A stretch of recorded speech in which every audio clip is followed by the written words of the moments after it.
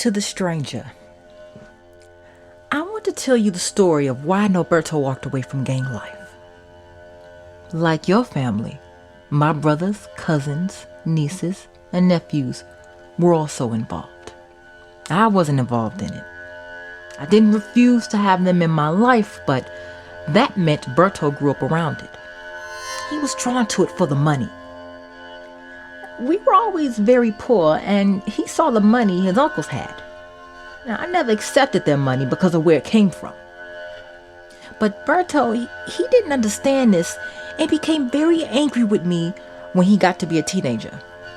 We would get into a lot of arguments, and he would scream at me, "Why don't you just take their money?"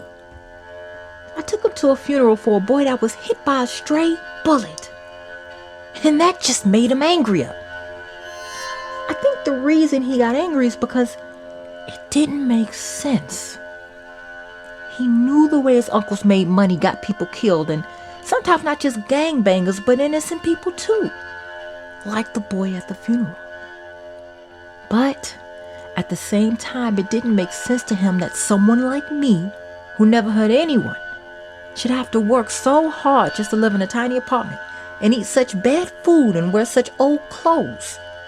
Especially if the money was there and you could just take it. So, when he was old enough, he joined the same gang you did. I tried to pull him out while he was still young. I prayed to God just to win the lottery so we could move out to LA. I took him to a pre-show.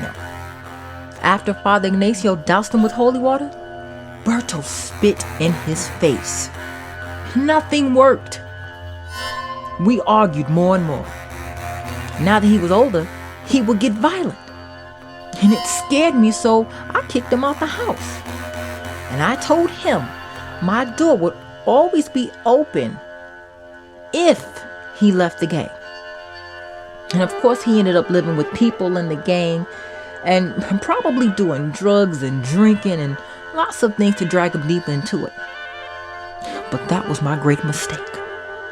The years after that, I would only see him on the street. And he would hide his face when he saw me. He wouldn't even wave. I heard he dropped out of school and had a baby. A year or two after that, I heard the CPS took his baby away because he and his girlfriend were using drugs. I still don't know where the boy is. And Norberto had to suffer through all that without me.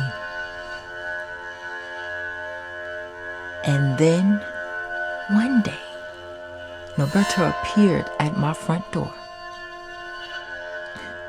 We were both crying the second I opened the door. He came inside and he told me he was done. His girlfriend was dead, and he'd seen most of his friends get killed. And all that brought him to the edge, he told me. But what pushed him over was when he went to a barbecue and saw two little boys fighting. They were playing at first, pretending to be in the gang. They made the fingers into gun shapes and made fake gunshot noises. But then they started arguing over who shot who first. One of them hit the other, and from there started a fist fight. And the adults surrounded them and was actually cheering for them. He said it's strange to watch children fight because they can hit each other square in the face, and because their punches are weak, they kept fighting like nothing happened. So neither boy won. They just kept hitting each other until they were too tired. They both had bloody noses, and the adults clapped and whistled at them for being so tough. And that's when Berto told me about what happened with his son. At the end of it, he said he was actually happy that they had taken his child away, and that maybe his son could escape this life. The other side of that happiness was a deep pain that he had lost his son. It's almost like the crucifixion. God must have felt pain to kill his son and happy to redeem us. So for a few months, I had my son back. Like you wrote in the other letter. It took some time before the Amero sent word for him to be killed. So for a few months, my life had a new light in it. We talked about what he would have to do to get his son back. And that's what he was living toward when you killed him. What did your mom tell you about Nacho? Do you still feel like the world is small? Sincerely, Ileana.